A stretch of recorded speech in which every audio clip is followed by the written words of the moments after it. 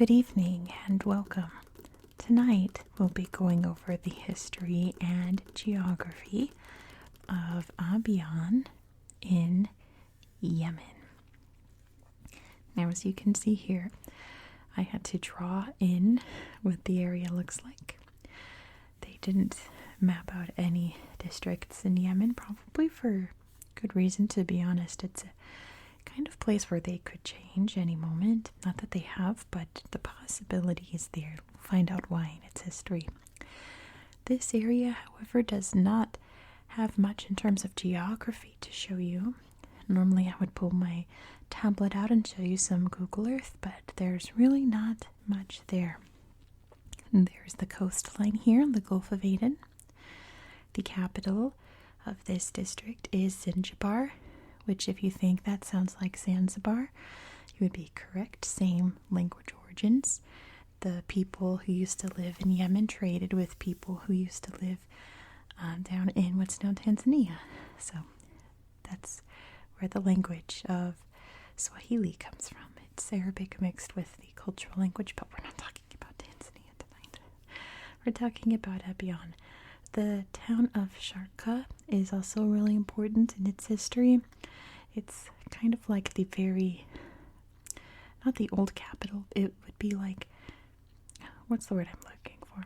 This is where the Sultan would live, but this is where all of the work would be done. Like that's where the palaces would be, but this was the capital, you know.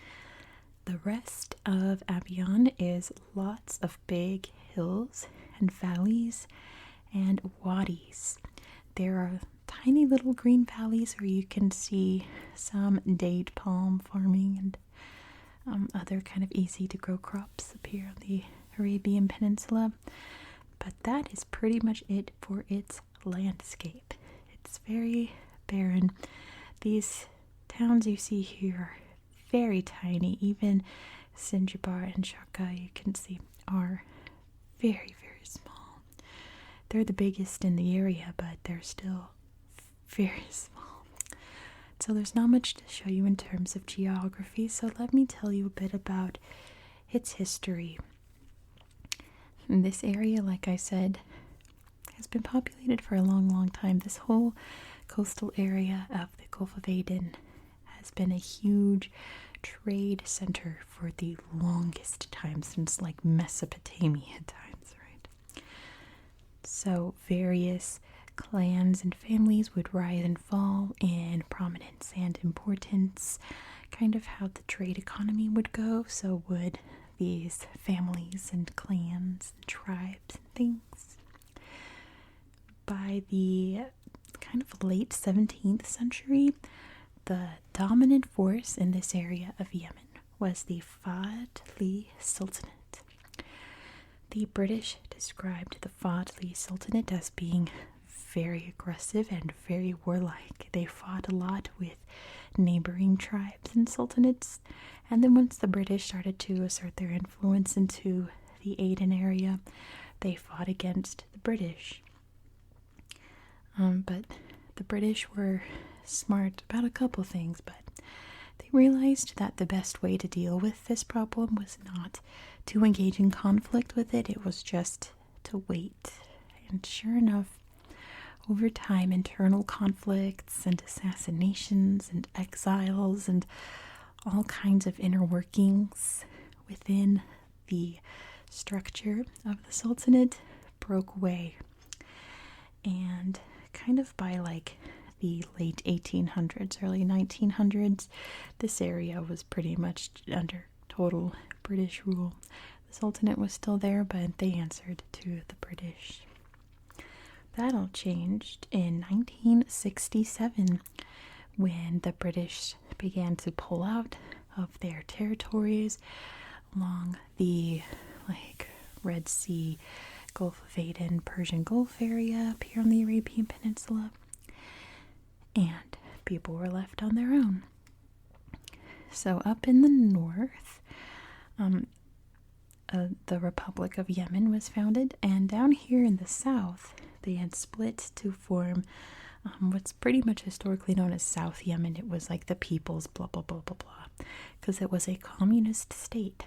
They were funded by the Soviets, and they kind of did their own thing here. There were two Yemens, so this area was part of the communist South Yemen.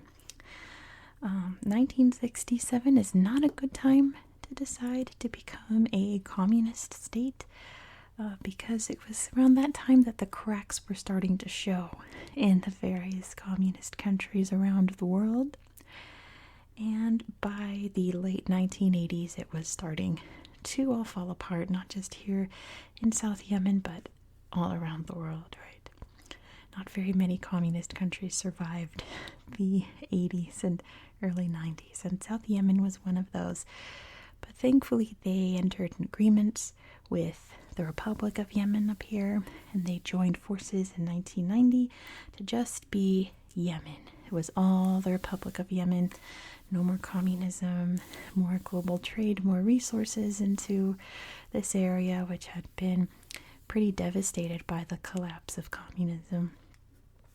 And I think I've said this before, I really don't think Islam and communism mix very well, because one of communism's big things is secularism, and that doesn't really mesh well with religions like Islam.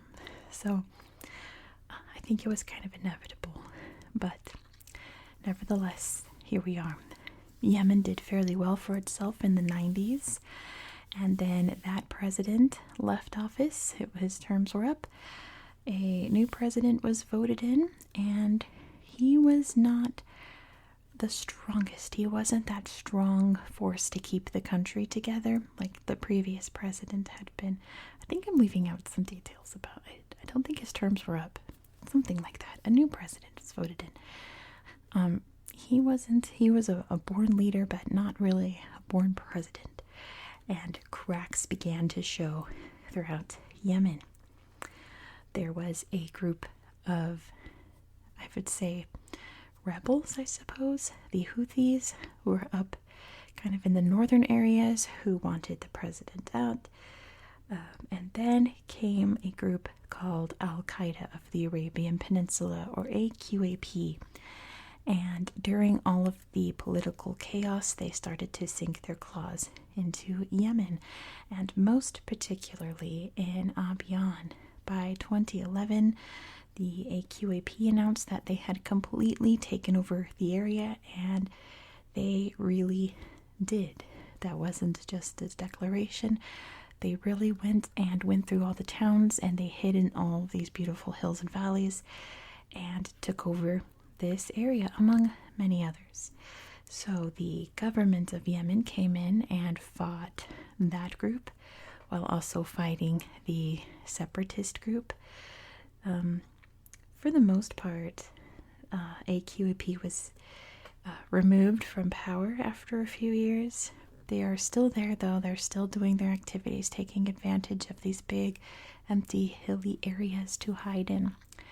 But this area is now in control of the Southern Transitional Council, it's known as, which is essentially a secessionist movement within the government. That was the President Hadi was his name, by the way. That was against the president and wanted the old president back. Meanwhile, up here we have the Houthis. There's very small pockets where the original government is still in control. It's all torn between various rebel groups, and it's a big mess in Yemen. So if I remember, I'm going to include a link down in the description for some charities for children in Yemen. You may have heard about the food shortages happening here. There's mass starvation in this country. It's pretty devastating, and at this point there's really no end in sight. The conflict is very much ongoing as of my filming this in 2023. There doesn't really seem to be any kind of resolution. There are various ceasefires and agreements, but one group will derail another, and then the conflict starts anew. So it's very troubled time here in Abyan. I was looking on Google Earth trying to find something, anything to show you guys. And like I said, there's pretty much nothing. But part of me is worried that these towns are so small and there's so nothing there because they've been destroyed, which is very much a possibility. AQAP did a number to Zanzibar, and there are many battles around here that ruined the various towns. But yeah, part of me is worried that they're so barren because they've been razed, you know. I did find a tiny little village. It was about up here where someone had taken a picture at a school, and you could see it was like a girls' school. There were girls in the front playing. But then when you try to look for more information, it said it was closed, temporarily closed. I would go through, try to find villages and all the schools, and a mosque here and there would say temporarily closed, which is devastating, especially to the just people trying to live their lives in this area, just farming and doing their thing, right? Just as they had always been for so long.